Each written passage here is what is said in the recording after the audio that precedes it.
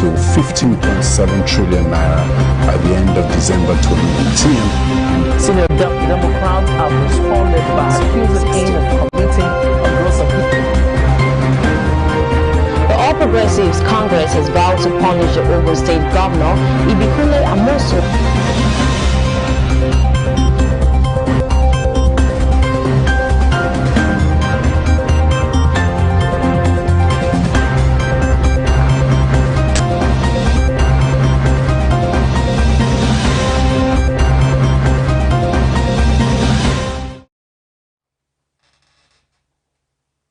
Welcome to Celebration Television News Desk. I'm Belly Squetta and thanks for joining us today. Now, the news making the rounds, Oshibanjo criticizes vaccine politics, exports ban on developing countries. And President Talon hardens tone after re-election. U.S. poised to impose sanctions on Russia for cyber attacks. Oil jumps to $66 on signs of rising crude demand. And Real Madrid knocks out Liverpool from Champions League. Stay with us as the details of the news come after the short timeout.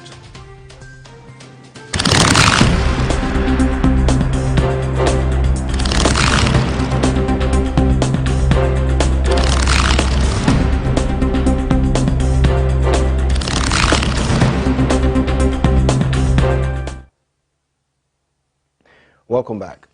Oshibanjo criticizes vaccine politics export ban on developing countries.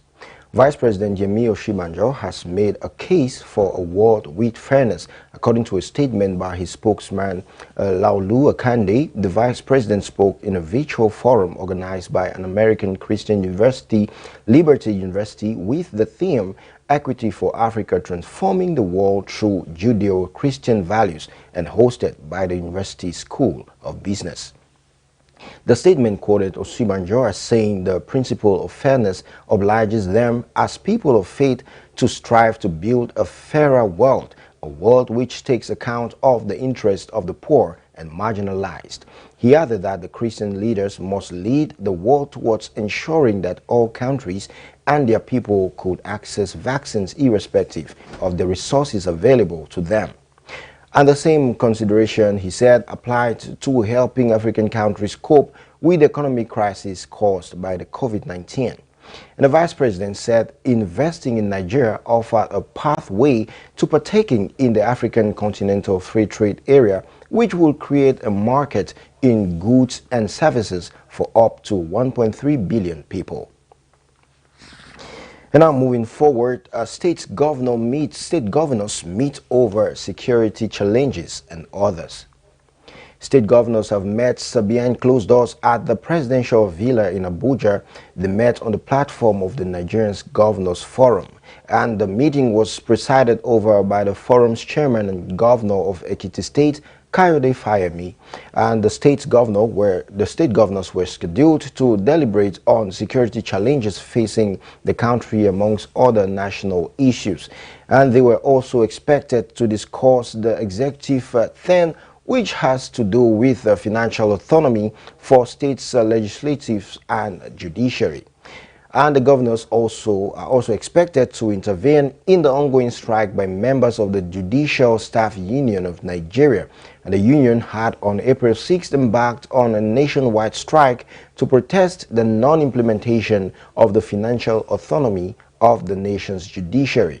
And the union directed all its members across the federation to shut down all courts after the expiration of the 21-day ultimatum earlier given over the failure of the government to implement the financial autonomy of the judiciary.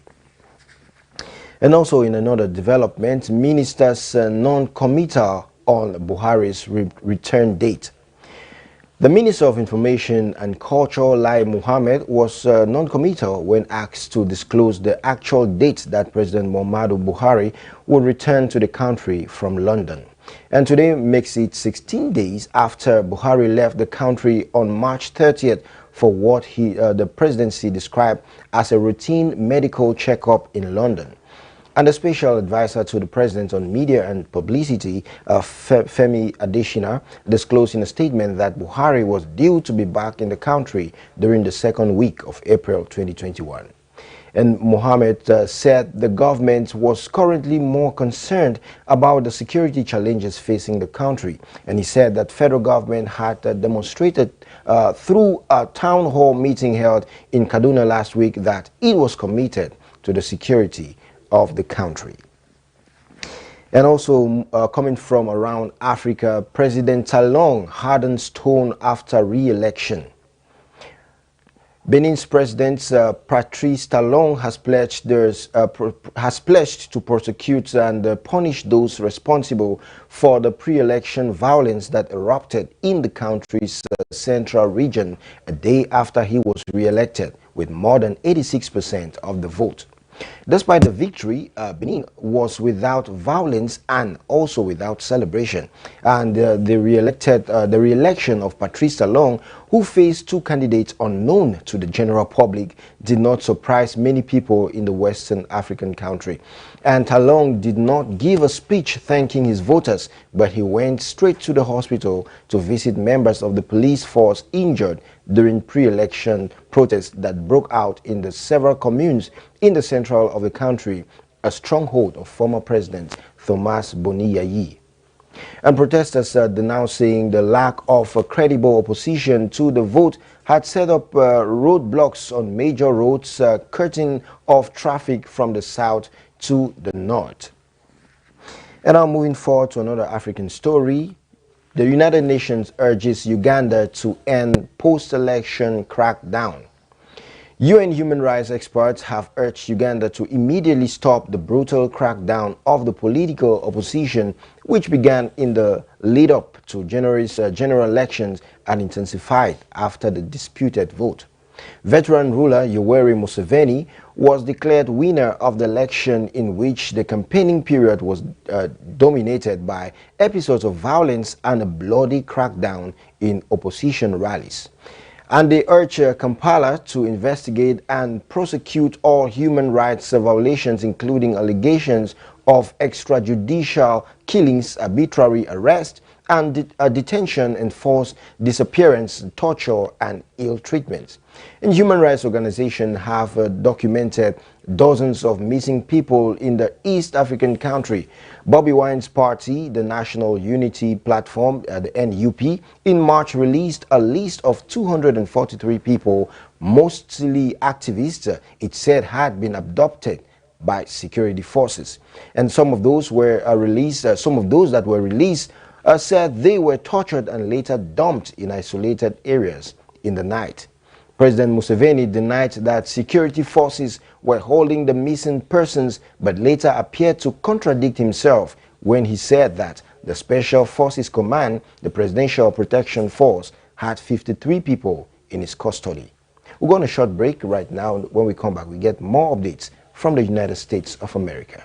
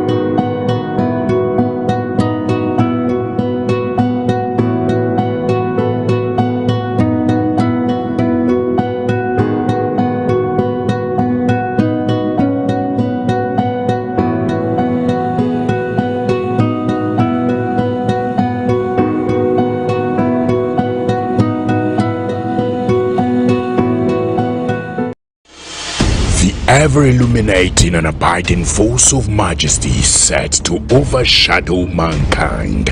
Shout Jesus! Behold his marvelous light turning away captivity. Who is that walking? She couldn't walk from birth. From birth. Healing power. 31 years. Miracle power of God. 31 years. Yes, sir. My 31 father. Years. For 31 years. 31 years. This is the first 31 years. She's walking. 31 years. Hallelujah. Generational impact Uganda Delta State with Apostle Johnson Suleiman.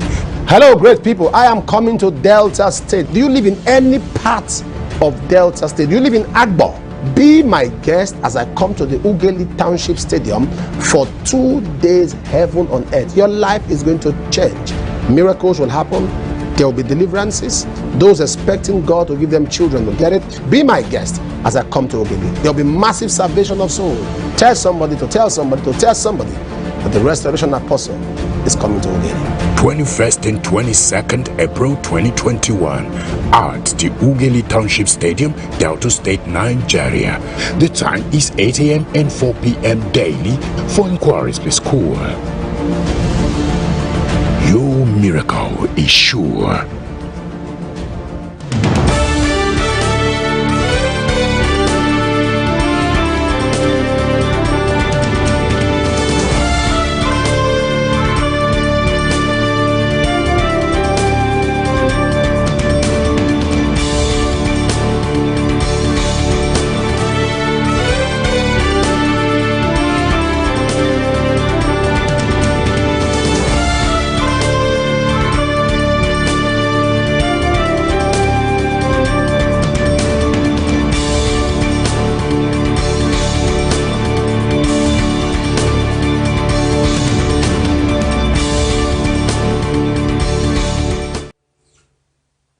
Welcome back now from around the United States of America. U.S. poised to impose sanctions on Russia for cyber attacks. The U.S. government is set to issue a wide range of sanctions against Russia. The move would be retaliated for cyber attacks aimed at the U.S., including alleged interference in the 2020 presidential elections. And the sanctions expected as soon as today target more than 30 Russian entities and include the expulsion of at least 10 individuals from the United States. And diplomats will reportedly be amongst those targeted.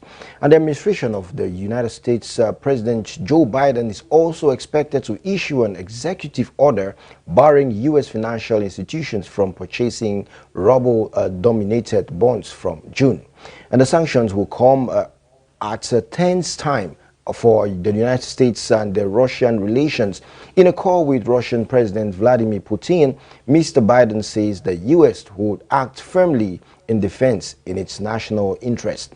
Mr. Biden also proposed a meeting with Mr. Putin in a third country that could allow the leaders to find areas to work together. Intelligence officials believe Russia was behind the attack. The hackers gained access to digital files of several United States government agencies, including the Treasury, Justice, and State Departments. And Microsoft President Brad Smith said in February the SolarWinds hack was the largest and most sophisticated attack the world has ever seen.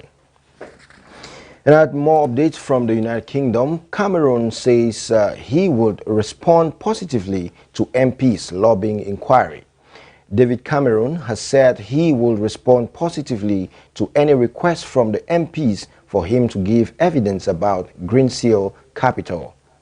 The former Prime Minister has faced criticism for lobbying on behalf of the finance firm, which recently collapsed. It has sparked a wider row over private companies' attempts to influence ministers and officials. The government has asked the senior lawyer to conduct a review into the issue and report by the end of June. But on Wednesday, the Commons Treasury Committee announced plans for its own probe, with other communities reportedly planning to do the same. It is not yet clear whether the former Tory leader will be asked to appear in person or to provide the committee with evidence such as documents. And the Greensill affair has led to the renewed focus on the regulator, which has previously been described as a toothless by a committee of MPs. And current rules ban former ministers from lobbying governments for 2 years after they have left office, a rule Mr. Cameron appears to have followed. But critics of the current system, including the former Labour Prime Minister Gordon Brown, have suggested a longer ban is required.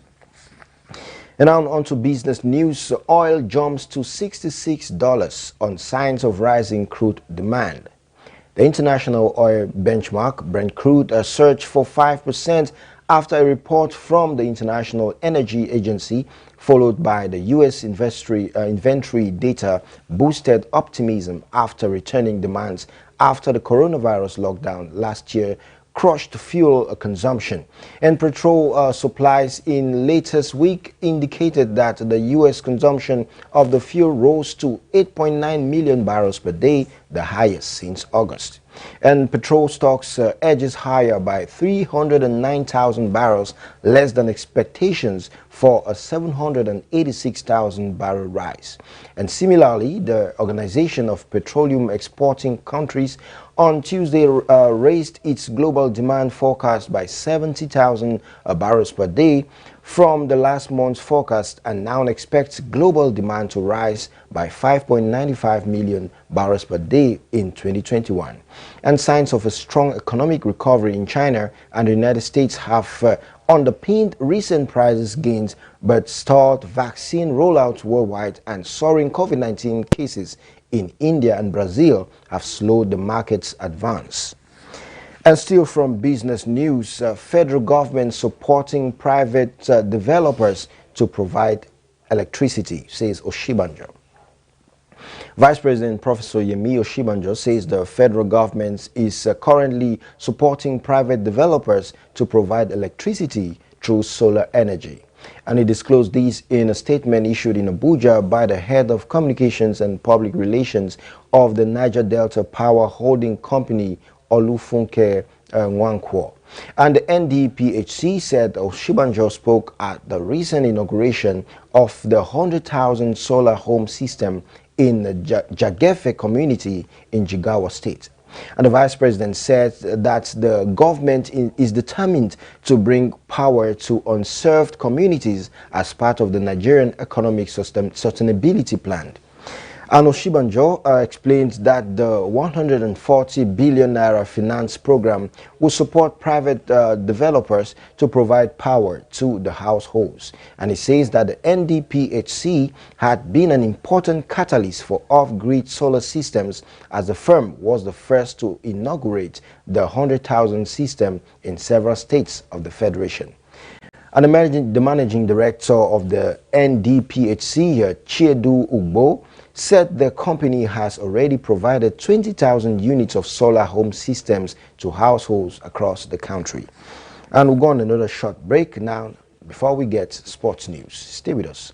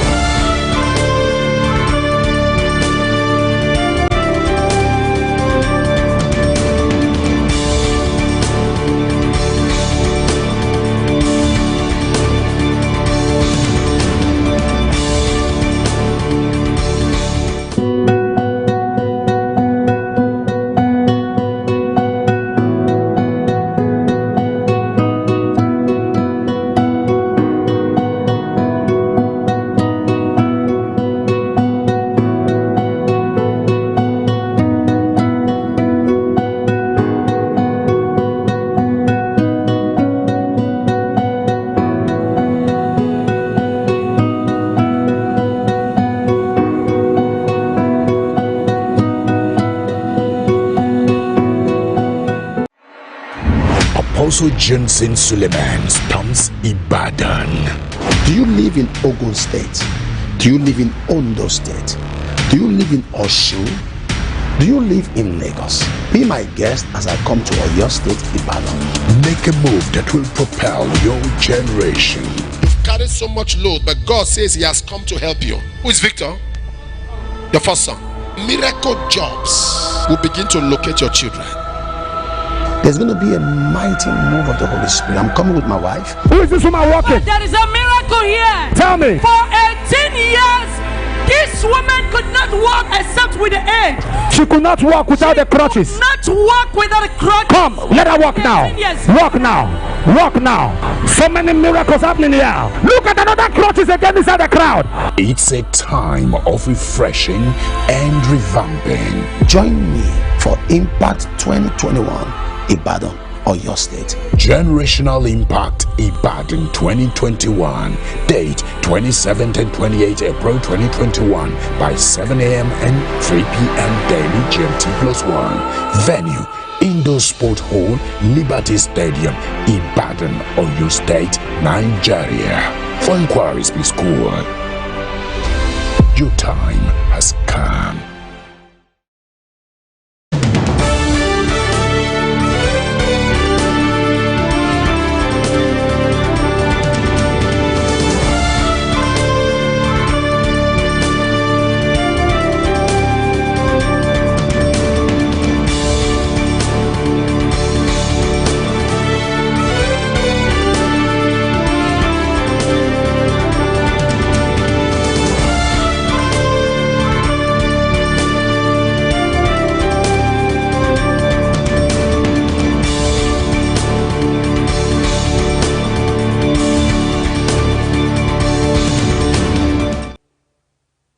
Welcome back now onto sports news. Real Madrid knocks out Liverpool from Champions League.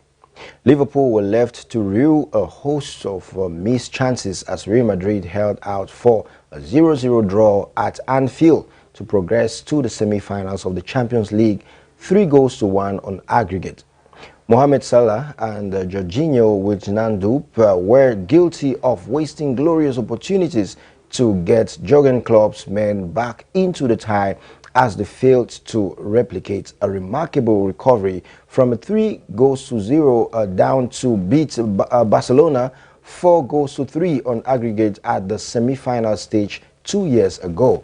And Madrid were far from their best, but did not need to be set up a semi-final clash with Chelsea as Los Blancos expected their unbeaten run in all competitions to 14 games. And Klopp admitted before the game that his players had to create their own atmosphere without the cauldron of noise that had accompanied famous European nights at Anfield in the past. And despite the empty stands due to coronavirus restrictions, Liverpool flew out to the straps and should have halved their deficits within 2 minutes. And Real Madrid's fine run has propelled them back into contention to defend their La Liga title and claim a 14th crown as European champions. And to another sports story, Manchester City beat Dortmund to set up PSG semi-finals. Manchester City set up a blockbuster Champions League semi-finals against Paris Saint-Germain as Phil Foden's second-half winner sealed a 2-1 victory at Borussia Dortmund to send the Premier League leaders through 4-2 on aggregate. And England's midfielder Jude Bellingham gave Dortmund an early lead, but the second-half Riyad Mahrez's penalty and Foden's powerful strike moved City into the last four of Europe's top club competition for the second time. And having also scored the 90th minute winner to give City a 2-1 victory in last week's first leg in Manchester, England's international Foden again broke Dortmund's hearts. And 4 days after scoring his first Bundesliga goal, Bellingham also hit the back of the net for the first time in the Champions League. And Emre Can's long ball found Erling Brandt Haaland in the area for the Norwegian squaring his doorhot. And although his shot was saved, Bellingham caught the rebound beyond Ederson.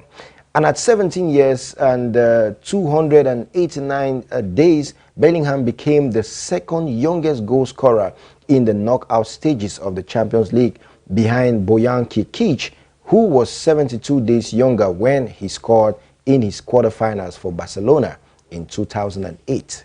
And that's the size of the news for us today on Celebration TV News Desk. If you're just joining us, let's have a recap of the news making the rounds. Oshibanjo criticizes vaccine politics, export bans on developing countries. President Talon hardens tone after re-election. U.S. poised to impose sanctions on Russia for cyber attacks.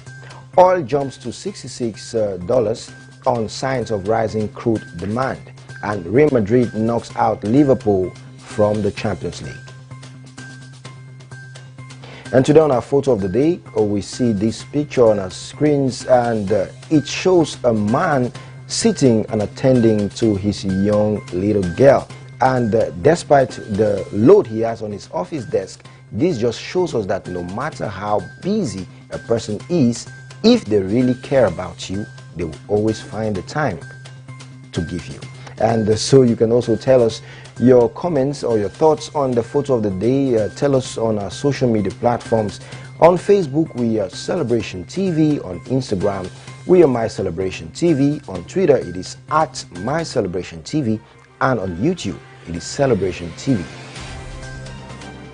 And don't forget that your positive contribution to the wellness of the society you find yourself or the organization you work for determines your leadership might.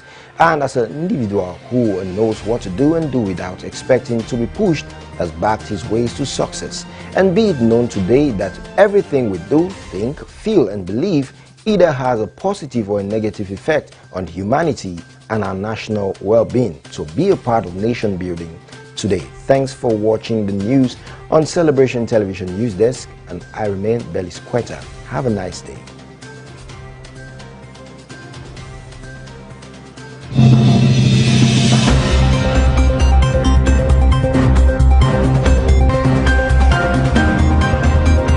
Amounted to 15.7 trillion naira at the end of December 2019. Senior Democrats have responded by accusing him of committing a gross offence. The All Progressives Congress has vowed to punish the Ogun State Governor, Ibikule Amosu,